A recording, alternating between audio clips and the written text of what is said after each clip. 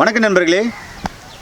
இயற்கை மருந்து என்ற அழகிய குடும்பத்தில் இருக்கும் அனைவருக்கும் உங்கள் அன்பு சகோதரனின் நன்றியும் வாழ்த்தும் தெரிவிச்சுக்கிறேன். மறைக்கப்பட்ட உண்மைகளை வெளிக்கு கொண்டு வந்திருக்கோம்.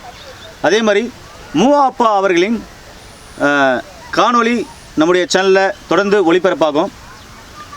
இன்றைக்கி என்னத்தை பற்றி பார்க்க போகிறோன்னா, சளி இருமல். சின்ன குழந்தைங்கள்லேருந்து, அதாவது சிறுவர் முதல் பெரியவர்கள் வரை சளி இருமலால் ரொம்ப அவசப்படுறீங்க. இதனால் நிறைய மருத்துவ முறைகளை பார்த்தோம். ஒரு சிலருக்கு சரியாகுது, ஒரு சிலருக்கு சரியாகிறதில்ல.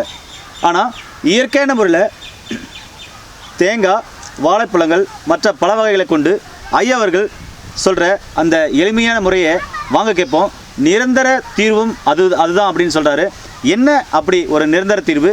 அந்த சளி இருமல் போகிறதுக்கு என்ன அவர் நமக்கு ஆலோசனை சொல்கிறாருன்னு கேட்போம். ஐயா வணக்கம். ஐயா வணக்கம். ஐயா, இன்றைக்கி பார்த்தீங்கன்னா சிறுவர்கள் முதல் பெரியவங்க வரையும் பார்த்தீங்கன்னா இந்த சளி இருமல்னால ரொம்ப கஷ்டப்படுறாங்க. ஐயா, ஒரு சிலர் நிறைய மருத்துவ முறைகளை பார்க்குறாங்க, சரியாகிற மாதிரி சரியாகுது, திருப்பி வந்துடுது. ஆனால் உங்களுடைய இயற்கையான முறையில் இந்த பழங்களை கொண்டு நீங்கள் செஞ்சுட்டு வர அற்புதமான அந்த மருத்துவத்தில் இதற்கான நிரந்தர தீர்வு இருக்கா? ஐயா இருக்குது. சரிங்க ஐயா. அப்படி இருந்துச்சுன்னா அந்த சளி இருமல், அதே மாதிரி இந்த வறட்டு இருமல் சொல்லுவாங்க, இதுக்கு என்ன நிரந்தர தீர்வு அப்படின்னு சொல்லிட்டு நம்முடைய இயற்கை மருந்து சேனலுக்கு நீங்க சொல்றீங்களா? சரிங்க ஐயா, உங்களுடைய பதில கண்டிப்பா எதிர்பார்க்கிறோம். வாங்க நண்பர்களே, நாம அவருடைய காணொலிக்குள்ள போவோம். சளி சிறு குழந்தைகளிலிருந்து பெரியவர்களும் சளி இல்லாத உடலே கிடையாது. காரணம், சளிக்கு முக்கிய காரணம் பால், மாட்டுப்பால், எருமைப்பால், பசும்பாலோ, மிருகப்பால் குடிக்கிறது. அப்புறம் பால் பொருட்களான தயிர், வெண்ணெய், நெய், மோர் இது சாப்பிட்றது சளி உண்டு பண்ணும். பிறகு சமையல் உணவில் உப்பு போட்டு சாப்பிட்டாலே சளி உண்டு பண்ணுது.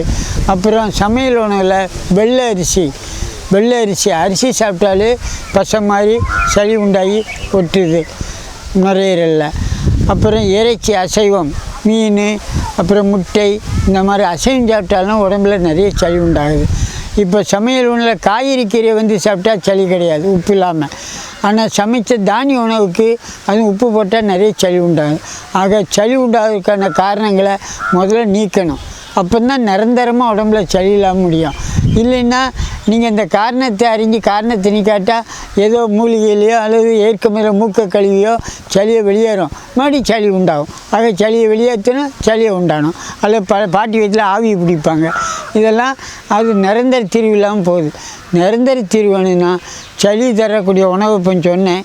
பால் பொருட்கள், அசைவ உணவுகள், உப்பு, சமைத்த தானிய உணவில் அரிசி உணவு இவ்வளவு விட்டுட்டாலே சளிக்கு வாய்ப்பே கிடையாது. அப்புறம் சளி போகணுன்னா இப்போ சளி தராத உணவு தான் நம்ம எடுக்கணும். அதில் தேங்காய் பழங்கள் வழக்கம் போல் சாப்பிட்டீங்கனாலே சளி பிடிக்கலை, சளி வெளியேறுது. அது மாதிரி மழையில் நனைஞ்சால் சளி பிடிக்கலை, மழையில் நனைஞ்சி ஹைட்ரோதெரப்பி நீர் சிகிச்சை, சளி வெளியேறுது. சின்ன குழந்தைகளை பாருங்கள், மழையை கண்டால் விளையாடும், நல்லா நனைஞ்சிடும். சூரிய வெயிலில் 5 வயசு 7 வயசு நல்லா விளையாடும். அப்பா அம்மா தான் இன்னும் மழையில் நனைஞ்சா உனக்கு காய்ச்சல் வந்துடும், ஜலதோஷம் வந்துடும் பிடிச்சி இழுப்பாங்க. வெயிலில் விளையாடினா உனக்கு நிலா அடிக்குது, மண்டேடி வந்துடும், காய்ச்சல் வந்துடும் பிடிச்சி இழுப்பாங்க. ஆனால் இயற்கை அப்படி கிடையாது. மழையில் நனையணும், வெயிலில் காயணும், அப்போ தான் உள்ளே இருக்கிற அழுக்கெல்லாம் வெளியேறும், உடல் உரம்பெறும். இயற்கையோடு நம்ம இணைஞ்சு வாழணும். அதனால் அதுக்கு மேலே சளி தேங்காய் பழங்கள் சளியை வெளியேற்றக்கூடிய உணவு. சளி பிடிக்கிற உணவு இல்லை. சிலர் சொல்லுவாங்க பழமாக சாப்பிட்டேன் சளி பிடிச்சிட்டுங்கிறாங்க. கிடையாது, உள்ளே இருக்க சளியை வெளியேற்றுது. நம்ம தேங்காய் பழம் சாப்பிடாமல் இப்போ போகிற உணவில் எல்லாம் உலகம் சாப்பிட்ருந்தா சளி அடைஞ்சி கடைசியில் அந்த சளி கல் மாதிரி உறைஞ்சி மூச்சு திணறி கூட ஓசூர்லேருந்து எனக்கு ஃபோன் பண்ணாங்க. ஐயா மூச்சு விட முடியாது கஷ்டப்படுறாரு என்னென்ன. உடனே வைத்தியத்தில் சொன்னேன், உடனே பழச்சாராக குடிங்க, பழமாக சாப்பிடுங்க. அந்த கல் மாதிரி உறைஞ்சி போன சளி இலகி நீர்த்தன்மை வெளியேறணும், பெரும் மூச்சு அப்படியே சாப்பிட்டாலும் நல்லாச்சுன்னாங்க. இப்போ அந்த நேரத்தில் தொலைபேசியிலே இப்படி வைத்தியம். இப்போ என்னால் இயலாது, நிறைய கடமை இருக்குனால இப்போ எல்லோரும் இதை சொன்னிச்சு தொலைபேசியில் என்னை கேட்காதீங்க, வேணும்னா நேரம் வாங்க. அப்புறம் சளியை வெளியேற்கிறதுக்கும் இயற்கையில் மூக்கு கழுவும் குழைன்னு இருக்குது. கண்ணை கழுவுற குழை, மூக்கு கழுவுற குழை, மலைக்குடல் கழுவுற, அதில் இளஞ்சூடி பண்ணி லேசாக உப்பு போட்டு கரைச்சி இப்படி வாயை திறந்து முன்னா கழினா அப்படி மெதுவாக தூக்கினா இந்த தண்ணி தானாக இப்படி போய் சளியை கரைச்சிட்டு வரும். அப்புறம் கொஞ்சம் கஷ்டமாக இருந்தால் எடுத்து மூக்கை சிந்திட்டு கழுவினதுக்கப்புறம் மூக்கை சிந்தி சளியாக வரும், வாய் வழியாக மூக்கு வரும். உடனே இந்த மூக்கு அதே மூக்கு கடையில் இளஞ்சூடு வண்டியில் லேசு உப்பை கரைச்சிட்டு இப்போ தலை இப்படி சாஞ்சிக்கிட்டு வாயை திறந்துட்டு முன்னாடி சாஞ்சின்னா மெதுவாக தூக்கணும். தானாக அந்த கரிசல் போய் சளியை கரைச்சிட்டு வரும். இப்படி தினம் காலை மாலை ஒரு 10-15 நாள் செஞ்சால் போதும். அப்புறம் தூரம் வச்சிடலாம். அப்புறம் சளி மாட்டி பிடிச்சா இது பண்ணணும். இதுதான் அர்னால்டு எஹரெட்னு ஜெர்மனியில் இப்போ வந்து அமெரிக்காவில் வாழ்ந்த ஆள் மீகஸ்லெஸ் டயட் ஹீலிங் செஷன்னு ஒரு புக்கை போட்டிருக்காரு. மீகஸ்லெஸ் டயட்டுன்னா சளி இல்லாத உணவை சாப்பிட்டு உடலை குணமாக்கும் விதம். அர்னால்டு எஹரெட் அவர் விபத்துலாம் இருந்தார். இந்த மாதிரி நிறைய பேர் ஏன் காகோபு ஜெண்டர்னு ஒருத்தர் இருந்தாராம் சித்தர். அவர் வந்து புக்கை படித்தேன். அவர் என்னென்னா மனிதனுடைய மரணத்துக்கு காரணமே நெஞ்சு சளி, தொண்டை சளி, மண்டை சளி. இந்த மூணுலையும் சளி இருக்க போய் தான் மனிதனுக்கு மரணம் வருது. ஆக நெஞ்சு சளி, தொண்டை சளி, மண்டை சளி இல்லைன்னா மரணமே கிடையாதுங்காரு. ஆனால் இன்றைக்கி உலகத்தில் மனிதர்களுக்கெல்லாம் மூணுலையும் சளி இருக்குது. அதனால அது ஆஸ்மா, வீசிங், சைனஸுக்கு ஆப்ரேஷன் பண்ணாலும் மறுபடி சளி வரும், மறுபடி பண்ணணும். எதுவுமே ஆப்ரேஷனோ அதுக்கு இன்ஹேலர்னோ அல்ல மருந்து மாத்திரையோ மருத்துவத்தை நாடாமல் இயற்கை உணவு நாடுங்க.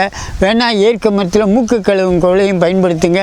சளி இல்லாமல் மூச்சு திணறாமல் ஆரோக்கியமாக ஆனந்தமாக வாழலாம் என்று கூறிக்கொண்டு நீங்கள் சிந்தித்து செயல்பட அன்புடன் உலக மக்களை அழைக்கின்றேன்.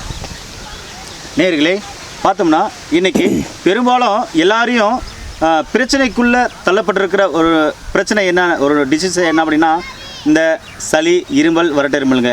அதுபா ஐயா சொன்னது போல் இந்த சைனீஸ் பிரச்சனை, வீசிங் பிரச்சனை, ஆஸ்மா பிரச்சனை, இது எல்லாத்துக்கும் பார்த்திங்கன்னா ஒரு எளிமையான தீர்வை சொல்லியிருக்காரு.